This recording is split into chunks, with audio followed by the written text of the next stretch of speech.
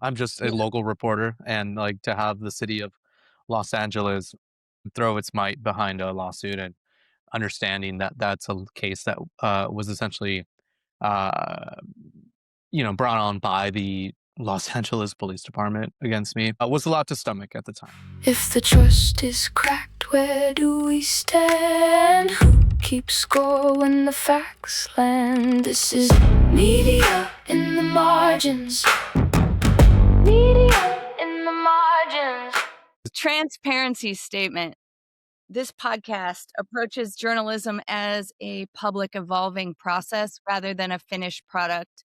We treat knowledge making as something that's developed through dialogue, not delivered as final authority. And while we retain editorial control, our goal is to make parts of this process visible in its uncertainties, its limits, and its revisions over time. So, corrections and updates will be documented in the show notes. And for context, I'm currently affiliated with Oslo Met University in the Department of Photojournalism, and this conversation is being recorded on April 11th. So, with that, let me frame our conversation. We'll be focusing today on what independent investigative journalism looks like when it's built outside of legacy institutions with a special guest, Ben Camacho. Is that right? Did I pronounce that right? Camacho? Yes, Becky, thank you so much for having me. Great. And in a little bio on you, and feel free to add in if this isn't everything, but Ben Camacho is a multi-award winning investigative journalist, documentary photographer, and producer whose reporting focuses on state-sanctioned violence, public records, and the communities most affected by police and state power. Ben has become widely known for fighting the city of Los Angeles over public records and for chairing the legal committee of the IWW Freelance Journalists Union. He co-founded the investigative cooperative The Southlander and the documentary team West Side Storytellers. Ben is the founder of the Inadvertent, which publishes independent muckraking reporting. Did I get that right? Is there something to add? I like to breathe clean air. That's the last line of my bio, just because it often gets overlooked, but I think it says a lot to who I am. What does that mean to you? I also just really care about our planet and environment, and I feel like breathing clean air and like gives you this like sense of like presence, or like being, it lets you just be present and like be grateful with like, being alive. And I want to preserve that. So, down with pollution and down with the corporations. Are you currently located in Los Angeles, I am. known for its clean air? So I am privileged enough to live in a neighborhood where I believe it's like a state program. It's like a environmental scan that the state of California does. And my neighborhood is actually one of, if not the like only like top ranking area where like our air is like actually significantly cleaner than like the rest of the city. Yeah, so I love trees. I like that. I'm in Oslo. We have a lot of trees here, actually. But I'm curious about your inadvertent. You mentioned in its description muckraking. Can you describe for those who don't know what muckraking is? Yeah, absolutely. So I feel like there's definitely a lot to unpack there, but to answer your question at the top, muckraking was established over 100 years ago, but it is a journalistic tradition where people like mostly like working class journalists were essentially writing reports or books or essays about the incredibly just terrible working conditions that working class communities, especially in like the meat industry or people of color or black people, were experiencing at the hands of either, corporate bosses or the state or, police or judges or, terroristic groups like the KKK, and essentially writing about their experiences and what they've seen at the hands of these people and what life is like for them. Because, and this was such a, believe it or not, this was such a groundbreaking form of journalism because essentially working class or Black or people of color were essentially not part of like the media back then. And so to kind of have these stories become more mainstream, they essentially carved their own path in the media, and that was eventually it would be called muckraking. So I think of like one of the most famous ones is Upton Sinclair's The Jungle. So that's it's a book based on I believe the meat packing industry and essentially what life was like for a factory worker. You know, surprise, surprise, it was not good.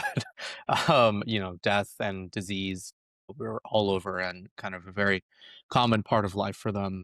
Another one who I'm particularly inspired by is Ida B. Wells. She wrote, you know, essentially about the terror that Black communities in America were facing in, you know, extrajudicial killings or lynchings, you know, murder and other forms of, you know, essentially terrorism to keep folks oppressed and, you know, from gaining political power at the time. And so, yeah, that's, and so I think Inadvertent learns a lot from that type of reporting and is continuing that tradition. The project itself stems from the lawsuit that you mentioned about the city of Los Angeles and public records. And I'm happy to get into that afterwards. But yeah, that's just kind of what muckraking, at least my interpretation of it, is. Well, I mean, I guess we might as well get Sure. into briefly your run-in with the Los Angeles Police Department and kind of set the scene of kind of, I guess, what would that be? What spurred like the your project or your independent paper project? Is that what really catapulted it? Or Yeah, so I think there are two. I mean, yeah, that's definitely like the catalyst for it. Even the name comes from like that lawsuit itself, and I'll kind of break that down as well. But yeah, like so the project was founded, I think it was October 2024. So that was election season for those outside of the US. And what else was going on? That was probably, you know, from April to October. I'm really bad at math. I'm going to say that's 6 months after April is, so it was about 6 months into a lawsuit that the city of Los Angeles had filed against me. And things were really bad. I don't know if, you know, I hope you've never gotten sued, and I really hope you've never gotten sued by the government because it's quite a predicament.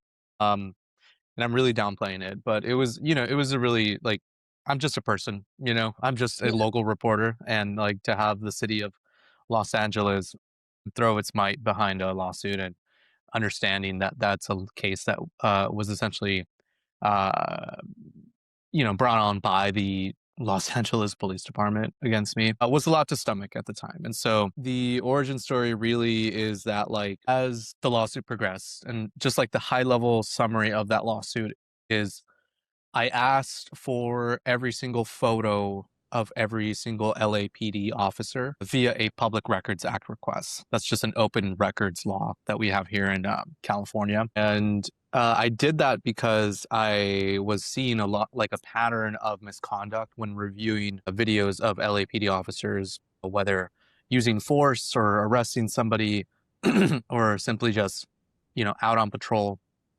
whatever. And, you know, they refuse to identify themselves or, you know, say what they're doing, say their badge numbers, which is kind of like, you know, should be like the most basic form of, you know, transparency that a local police department can have. But, you know, that's just wasn't the case. And so I pretty much was like, well, you know, we have if I get a roster of them and then we can just match that up with a photo, then we can identify everybody. And, you know, then we have real, actual transparency.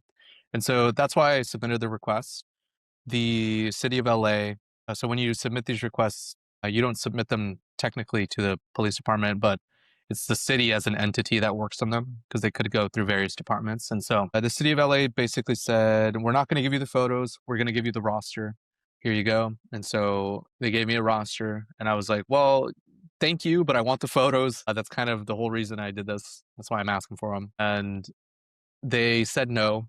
And so I sued them because I knew that it was something that I could, that I had a right to. These aren't secret police. These are people that are on the streets every single day wearing badges, uniforms, and wholly funded by taxpayers, right? And so we sued them to enforce the requests, and then we reached a settlement essentially where the city agreed, we're going to give you the photos, but we're going to redact the undercover officers. And I was like, cool, that's totally fine. You could have done that 8 months ago, but here we are. And so they released the photos. And mind you, this is about a year and a half prior to me founding Inadvertent. And so they released the photos. 6 months after that, they get published by a anti-surveillance group called the Stop LAPD Spying Coalition. I had shared the records with them, and they essentially created a database, a really, really powerful database that essentially anybody now on the internet can search any LAPD officer and see like their basic information, their name, their badge number, their serial number, and their photo, most importantly. The Los Angeles Police Union, the following day after that database is published, it goes on like Fox News, which is a conservative outlet for folks, and calls this a security breach, calls it a leak, just essentially is very upset. And mind you, I'm watching this at home and I'm like, wow, like you have the nerve to go on TV, call this a leak when you're the one who gave it to me. And so, something's not adding up. And so within, I think, 5, 6 days, I'm getting a call from my attorney who's saying, like, hey, we were at court for something else, but we were handed this. And that's when I found out that the city of Los Angeles was suing me personally and the Stop LAPD Spying Coalition to try and claw back these photos that and here's kind of the tie back to the question, that they were claiming were inadvertently released to me, I should say. And that kind of kicked off this fiasco, this legal, I don't know, it was a clown show on the city's behalf. It's just completely shows how disconnected some of these officials are to reality, because when that database was published, not only had it gone viral and like been seen by many, many people, but groups across the internet, like DDoS Secrets, which is known for sharing leaks and like data essentially, also uploaded the data set. The files were also torrented across, like that just means the files were shared around the world. And there was no way, like even if I gave the photos back, if I clicked copy and attach and sent them back to the city attorney, that doesn't do anything. And so it was this huge lawsuit that kind of amounted essentially to a First Amendment violation, because it had to do with what's called prior restraint. Here in America, that's like a long-standing established like bedrock of press freedom, where if you have data or something, the government cannot prevent you from publishing that, especially if there's a strong public interest in these records. And that just kind of fell squarely into that definition. And so it was a flailing attempt by our really troubled city attorney to, appease the cops, because here in LA, the city attorney is elected, not appointed. So she's also a politician. She's playing whatever game they play. And so they argued, and so to kind of tie this end here, they argued that the photos were released inadvertently, like that word appeared the entire time, and then not until later filings did the did the city essentially finally admit what we had been arguing since the beginning, is that the photos were not inadvertently released, that they had always intended to give every photo that they did give to me, and they did redact the ones that they needed to redact. It's just that they later changed their mind as to having given me the photos in the first place. And so they just kind of walked everything back. And so we had been arguing that for a while, and then that essentially kind of appeared in a second lawsuit that was filed. I'm not going to get into that, but essentially the city kind of flipped around and had to deal with these cops that had sued them And in that lawsuit, the city started claiming what we claim, that none of these cops are actually undercover. They're just, cops. So, but by that time, Inadvertent, my publication had already existed because like I felt strongly about being gaslit by the local government and the cops that things were inadvertent when they really weren't. And so, and then so I think the tying, like I named a publication that not just for that, but also I do publish stuff that I get the sense that, you know, maybe politicians or cops never planned on some of these materials to become published. And so it's kind of like a play on words there. It's an interesting origin story for sure. I'm curious, that had to be really expensive. Like, how do you deal with that as an independent publication?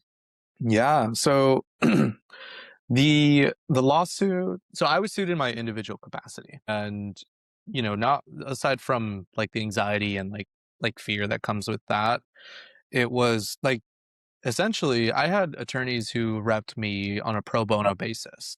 Essentially, Okay. they fronted all the costs that were associated with protecting me.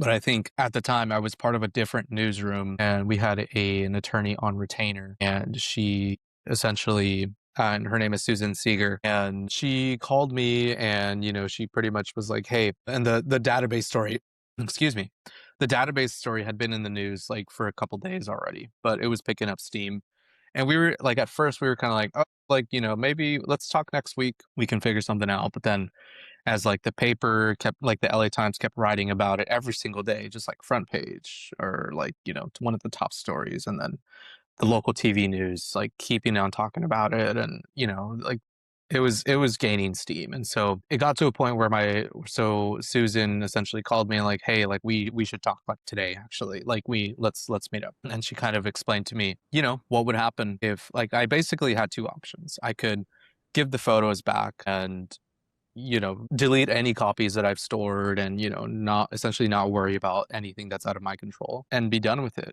But then that kind of, sets a precedent that the government can just claw something back when it's, rightfully should be a public record. And so, or I could fight the case and, essentially there was good case law, like I mentioned, prior restraint is just wholly unconstitutional. And so, um, she made it clear to me that like, like this would be something that like she could take on and there would be a lot of support around this. Like essentially like the law was very, very much in our favor. And so I chose to fight it, and, entrusted her to like defend me. And, she really like she kicked their ass. So, but she also had a lot of help. Like there was a national media coalition that essentially rallied in my support. Some of the biggest names, the New York Times, the Guardian, the Associated Press were a part of that and signed an amicus brief essentially saying like, hey, you can't, like, this is unconstitutional. This is just something you don't do. And so to answer your question, pro bono support. It was just like completely unconstitutional. It was just bizarre that like they would even try this case. And I think that's what rallied all of like the, media coalition to support me.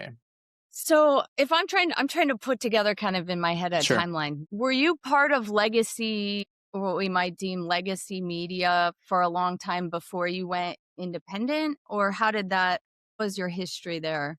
Yeah, so I've never been a part of a legacy newsroom. And so at the time I was part of a different newsroom. It was a small nonprofit newsroom. Okay. Um, and yeah, we were doing just like regular reporting there, just, city hall, local police, surveillance, etc. And we had a relationship with the attorney who ended up representing me. And so through them is how I got connected to Susan. But um, I think after that, so that was 2023, 2024.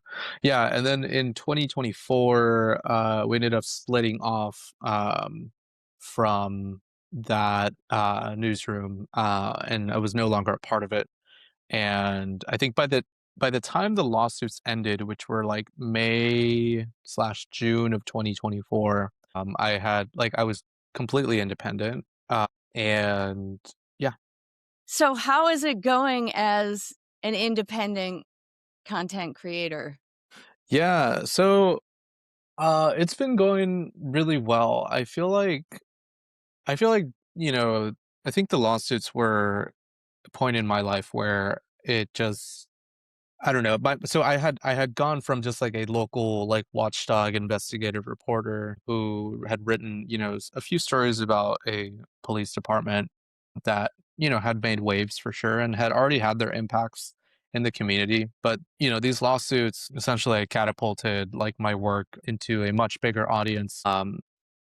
I felt like there was a change in me as well where like I was taking interviews and like speaking about these issues and like I had to essentially I was forced to really really really think about like my role in like all of this and like what like press freedom means and I hadn't really like I had prior to it but it wasn't like something that I was like extremely passionate about but then, in the course of everything and like learning about like the implications of like, what it means when like the government comes down on somebody for publishing something that's totally newsworthy, and I think through all of that, it was just like me stepping into this like what felt like a larger role in me being a journalist and but also like making sure that I like never essentially that I never shut up about the First Amendment and like why we need it so bad. And I think my work has like been connected to like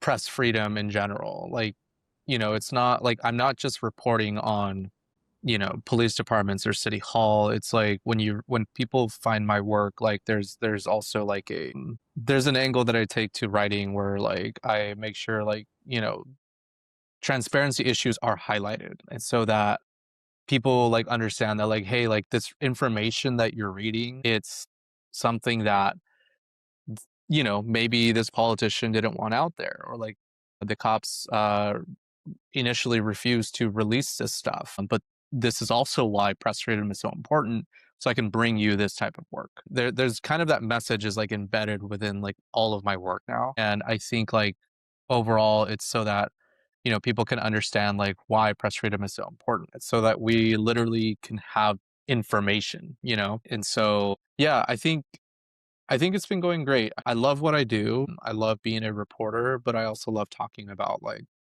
press freedom. If you're Have you thought about or imagined how your work might be different as an independent versus as a legacy media journalist? Yeah, I mean, so here's a really great example. So I actually had interviewed for a position at a local paper and during that and that paper it's a legacy outlet. It's not the LA Times, it's a different one. But if people look up the big papers around me, they'll easily put it together. So I was interviewing for the investigative team at that paper, and this was just last year, I think maybe in the fall or something like that. And in that interview, I was asked, I forget the exact lines, but it was something along the lines of like, what if we asked you to write something that you don't like agree with or doesn't politically align with what you believe in? I remember like this was one of like the third or fourth questions that I was asked, and I think at that point, well, I'll preface this by saying like the the first question, one of the first questions that I was asked was like, what do you see as the difference? What's the difference between you and what's the difference between us? Like, what's the difference between you and I?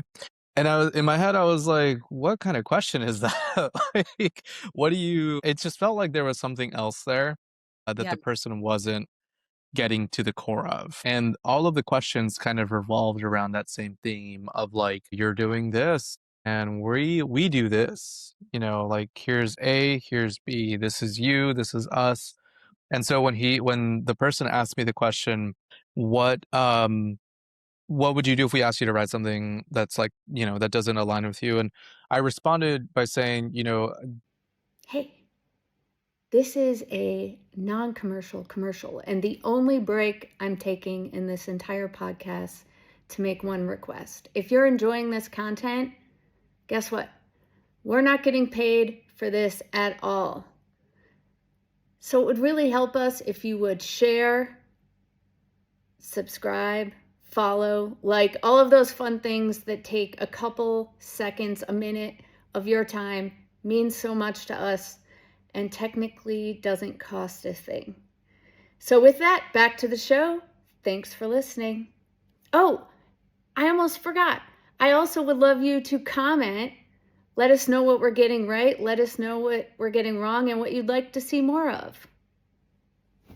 I think the only thing that matters is that that it's true. And but something that I would want to make sure is that whatever it is, we need to make sure we're getting to the core of it.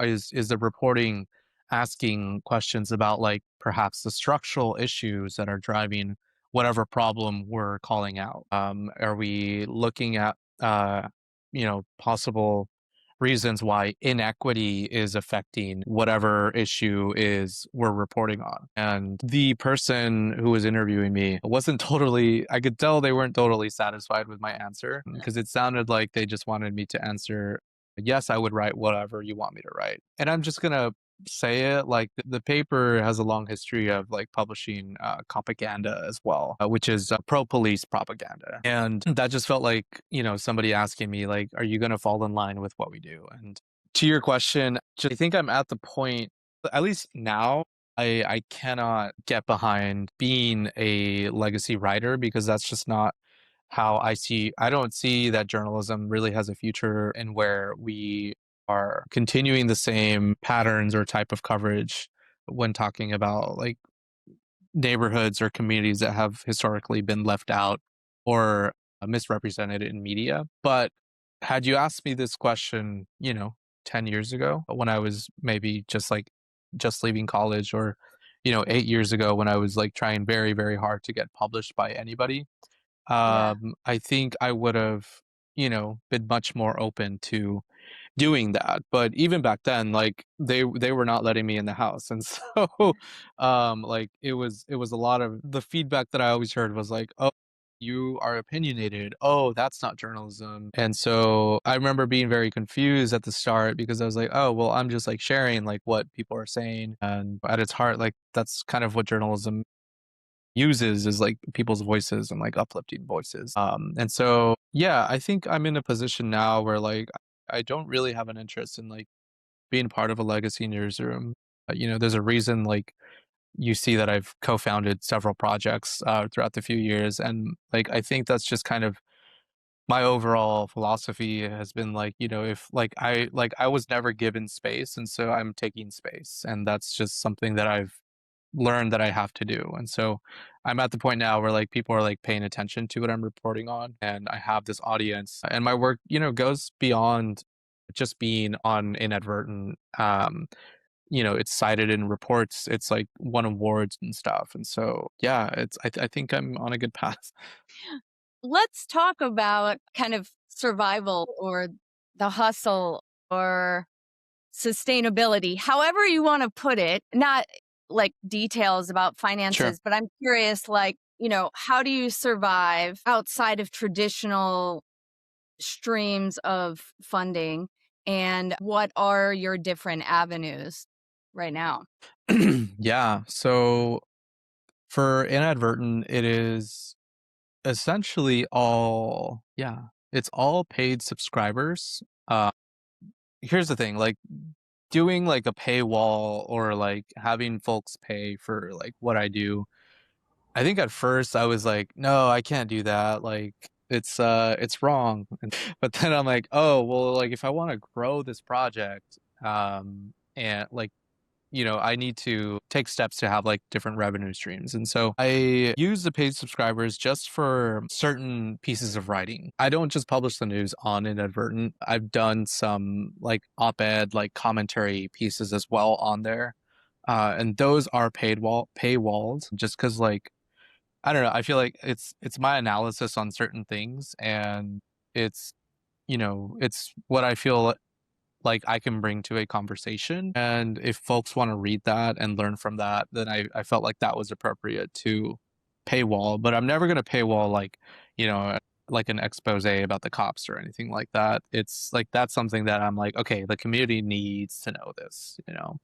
And so I'm also paywalling like an ongoing like photo series because I'm also a photographer. And there's an ongoing photo series on there called The Southland as I've Seen It. That is so far, it's a collection of photos that I've taken over the past few years in this region called the Southland, which is kind of like the like LA regional area, you know, and surrounding areas here. It's not just one county. That's why it's like, you know, just a whole region. And so anyway, the point is the photos are published with like some writing kind of documenting my journey through journalism, you know, because like I've seen that people are interested in like how I like became a journalist and like carved my own path through it. And I felt like that was something intriguing enough that people will essentially pay to learn about like how I did things and like what lessons I learned along the way. So those are the two things that you'll find paywalled on there, on Inadvertent at least. How But many like I'll be subscribers do you have? how many what, sorry? Subscribers do you have? Yeah, so I'm just shy of 50 paid subscribers, and then there's I think almost 500, like between 400 and 500 free subscribers um currently. And I'm grateful to say that like the recent subscriber drive was enough to essentially bring on a freelance editor. And so I on a yeah, and so that's like kind of step one in like a larger roadmap that I've built out for the project. And I'm really excited because like I love writing, but like sometimes it's word vomit. And I know that sometimes it can be phrased better, but I just don't have the skills to do that. And so, you know, I'm always learning as a writer. And so bringing on the editor is, I don't know, it's definitely a step in the right direction. But yeah, I think to answer your question about like the funding and stuff, like it's, Yeah. the like journalism is not my main gig. I've been a photographer for I think like 11, 12 years or something like that. And then doing that professionally for around 8 years. And you know, like I was a wedding photographer for a long time. And that I remember like when I started to get really serious into journalism and still shooting weddings, I was like in my head, I was like, wow, like I am living double lives. This does not feel real. Like I'd be standing in the back watching two people get married and like the crowd. And in my head, it's like that meme. It's where like the guy standing in the corner and it's like, none of these people know what I get up to. Yeah, and so I pivoted away from weddings just for like different reasons, but like I still shoot a lot of like special events, VIP events, things like that, like really boring conferences. And that's what has like been my main thing for years now. And so all of that to say like I'm a freelancer like through and through. You know, I've had like employment like you know, uh, here and there when like work is a little slow, but I've been lucky enough to where like my photo business has done really well for a while. And so that's something that I have to balance. I think like being an independent journalist, unless, you know, you have the audience already that is ready to pay and essentially fund everything from the get-go, you do have to figure something else out in the meantime and build it as you go. I think it's something that like you know, if folks are considering getting into it, like, you know, don't expect like overnight success. Unless you have like a really crazy reason. Like I will say that, you know, when I launched it and like it was still in the middle of the lawsuits, some of that momentum did carry like the initial launch of the project because I wrote a like kind of an announcement newsletter that like did talk about the lawsuits and like kind of use the word inadvertent and like connected it to like free press and you know it was a whole thing. And so I was like able to get like a bunch of subscribers up front, but then like you know you're gonna hit a lull and then you'll you know kind of you have to figure out your strategy for you know how often you're gonna publish, what you're gonna publish. And so yeah, that's my answer. I do a bunch of stuff. I'm curious if you see the public records projects in particular reporting as a form of democratic infrastructure itself and how important that is. Yeah, that's a really great way to frame that, actually. I've never thought about that or thought about it like that. I think, yes, I definitely see public records as, you know, a way to build democratic infrastructure because those are records, those are tangible things that exist, and we can read them and learn from them, and they should be available to everybody. I think there's a really great model that 404 Media does. So correct me if I'm wrong too. I'm pretty sure that a lot of their stuff is paywalled, but the public records stuff is not paywalled. I can Yeah, fact check. okay, yes, please fact check.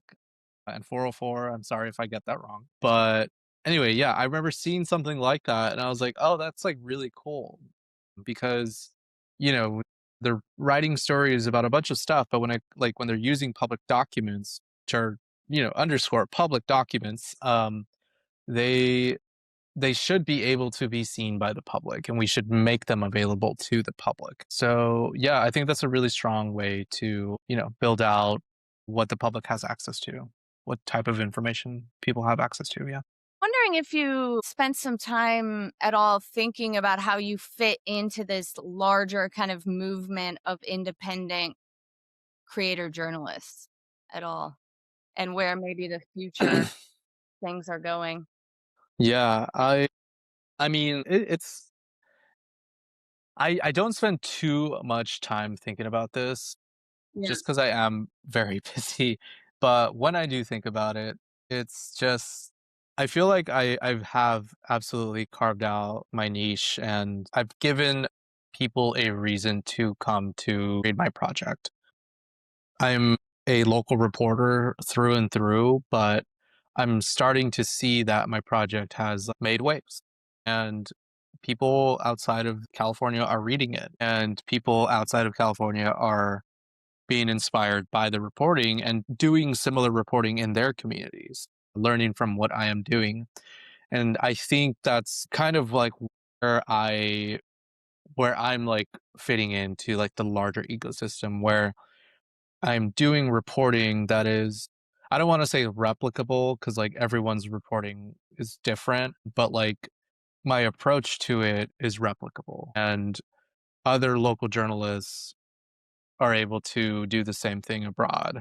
And I think I also just like feel like like local journalism is where you can have a lot of impact on day-to-day lives for people. We have like national reporting, which obviously we need. I'm not saying that's like any less important or anything. But like for like working class people to feel the impacts of a really big like story on a national level, it takes time.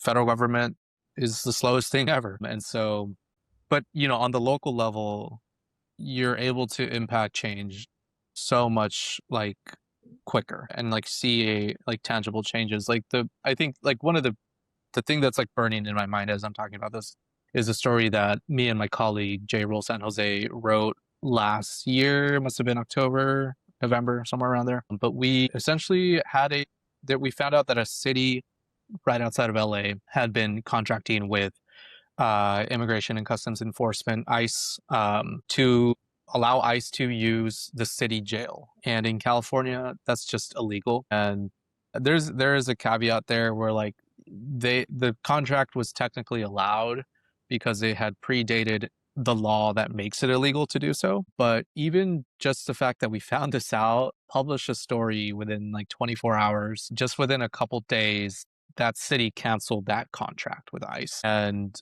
now their jail wasn't being used to essentially take people away from their communities. And that's just like, getting a contract canceled, especially one that relates to ICE, like is just, that's what matters to people right now. Like we have people that are being taken on the street from their homes, from their workplaces by these masked goons.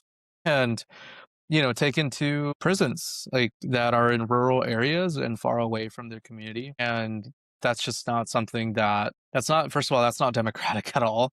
And it's like akin to just like how secret police act in, regimes. And I think the fact that we were able to get that contract canceled is just shows demonstrate the impact that local reporters can have. And and I could point to various other stories that other local reporters have had, from county supervisor corruption to police corruption. And my own work has you know catapulted a city to establish a police oversight commission.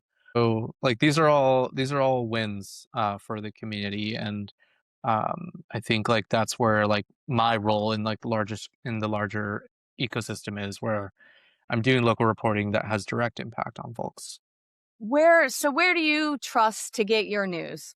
Yeah, I mean, I trust my friends who are also local journalists. LA media is small but mighty. We're always, I think a lot of us are just always digging and always asking questions. And I'm really proud of the LA media scene. We definitely need more support, but what we've done so far is great. Aside from that, yeah, I mean, obviously, I subscribe to other newer publications. 404 Media is where I go to for all things flock, all things surveillance, especially as it relates to Department of Homeland Security or federal government slash ICE stuff. Yeah, they do really great work. Hellgate is also really cool. They publish some essays here and there. Wired is also a really great one. And yeah, I think local news, at least in LA Public Press, Capital Maine, are really great outlets to follow. And then I think just by nature of being in Los Angeles, you have to subscribe to the paper of record, the LA Times, unfortunately. Whether it survives in the future, we'll see. Yeah, I think I follow a lot of indie projects like that. Um, Also, social media is huge too. Following independent journalists who are on the ground in different areas in the country. I feel like that all comes from 2020, when independent reporting started to really take take center stage when the uprising was going on. Um, That was actually one of the other things I was going to ask you. How much outreach as an extension of your writing is on social media? Do you use that as a tool? Um, yeah. What do you do with social media? yeah, I mean, it's I don't use it for personal reasons. It's If you've searched me on there, it's just my reporting. I Anytime I have a story, I'll make a post and I'll promote it on there and try to get folks to go read it. Aside from that, I'll be on Blue Sky or Twitter, retweeting other folks' work, or just talking about the news and giving my thoughts. I'll crack a joke here and there. People who really, really know me know that I can be very unserious sometimes. Yeah, I think social media, I personally hate that I have to use it. I wish I could just delete every single app, but it's how I've gotten the support for my work. And so, until the well dries, I'll be there. I'm curious if you've kind of reflected on how you trust journalists, or kind of reciprocally, you get people, your audience, to trust you. What are the main components of that? Yeah, I think first and foremost, showing people that I'm a real person and being transparent about my background and why I'm doing journalism. I think that all ties to the whole press freedom thing. I think kind of leading with that and showing folks hey, press freedom is super important. And here's what I'm able to do with this really fundamental right that we have.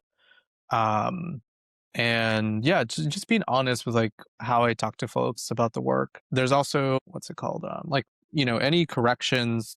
There's a corrections policy that I use for inadvertent, if somebody, I'm really easy to get a hold of. If people have an issue, or want to flag something that I totally got wrong with reporting, they can reach out to me, and there's a policy that I follow there, and it's posted on the website.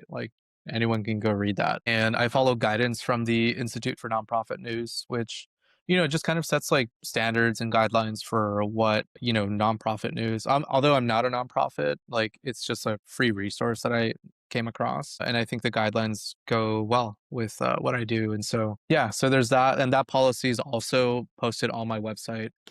Um, Yeah, and I think being visible too in the community, not hiding behind like hiding in my home and no one knows, where I'm up to, like what I'm up to, what I'm digging into and stuff. I think just like, touching base with folks and like other journalists too, like being in collaboration with other journalists as well is a big one for me as like a freelancer. It can get lonely sometimes, but we have like support systems. I'm also part of a freelance union where, if I'm looking for any resources, people are just a message away. So yeah, I think being visible in the community is a big one, just like helping build trust. I have so many questions we didn't get to today. Maybe I can invite you on in the future Yeah, sure. to get these other questions answered. All right, I'm going to pick one more question before Sure. my final question. Oh yeah, we're at time. Okay, cool. I know time just flew by. And part of it is because you're on, I guess, this kind of legal ethical board. I'm curious what you can notice about the independent creator journalist as far as from an ethical standpoint, if you can talk about that or that, if you've thought about that. I know you've talked about how you address it, but in general, what you've noticed from that position. Yeah, I mean, sorry, I don't know. Can you rephrase the question a little bit? Maybe I misunderstood like your position with the freelance union. I thought you were on Okay. kind of the ethical and legal committee. Uh, I used to be on the legal committee. Okay. So maybe it's not the right question. Let's scratch this question. Sure. Yeah, no worries. What's the best way for people out there, possible audience members, to support independent creator journalists, in your opinion? I mean, the best way is subscribing to the work and providing financial support to like whatever revenue like stream the creator or independent journalist has established. Yeah, I think like money goes a long way. Like I only have a few $100 in Inadvertent's bank account. Proper planning and yeah, just proper planning like that goes a long way. I'm not dependent on, corporation money or anything like that. And I think like people giving their money shows like that trust is being built. And so yeah, I think money support for sure. But if you're not in a position to give, definitely share the work with folks. That always feels good. What do you have coming up in the near future for us to look forward to? Yeah, so there's a few things. I've been so busy with photo work lately, but like I am finally getting back to writing. Thank God, because it's been I think over a month or something like that. Yeah, so I've been digging into surveillance, the flock systems, and other automated license plate readers in my area. I'm digging into ICE in my area as well, and also doing a follow up story on California City ICE prison out there. That will probably be my first investigation that's released this year. Um, and absolutely follow my documentary work as well. I'm also an independent filmmaker, and we're currently trying to like blend the projects or like use like the documentary work to kind of accompany the written work as well. And so I think like you'll see a lot of that throughout the year and also like the years to come. Yeah, that sounds great. And that's another whole area that I was hoping to touch on another time is your documentary work as well. But is there something we didn't touch on that you were itching to touch on today? Yeah, I mean, not really. I think I do want to just like kind of go back to this, the idea of like taking space in media. If folks are, if you're a freelancer or an independent journalist, I think you gotta like trust yourself and like trust your judgment and like the type of reporting that you're doing. I think there's a lot, especially with like writing, like it can get very much filled with like doubt or um what's the word I'm looking for? There's a term. It's like it's escaping me right now, but let's just go with doubt. Like writing can be filled with doubt, and so I think like leaning on your audience and like understanding that like people read your work for a reason, and they want to read your work for those reasons. And so leaning into that when like things feel like they're not going well, and also reaching out to other independent journalists, because I think we should all be in collaboration. And I think that's how we've been able to take space where we're all like, building networks and being connected with each other, learning from each other, does create like a stronger space for us to have as well. Well, that is a through line I've seen to pick up on within this kind of independent creator journalist community. And I want to thank you, Ben, for joining me today. And if something resonated with you, anyone out there, or if we missed something, please let us know. We want to hear from you, and we'll log any updates, corrections, additions in our show notes. And please share. And Ben, till we meet again, I'm sure we will meet again. Yeah, please reach out whenever. Really happy to be here. Let me stop here.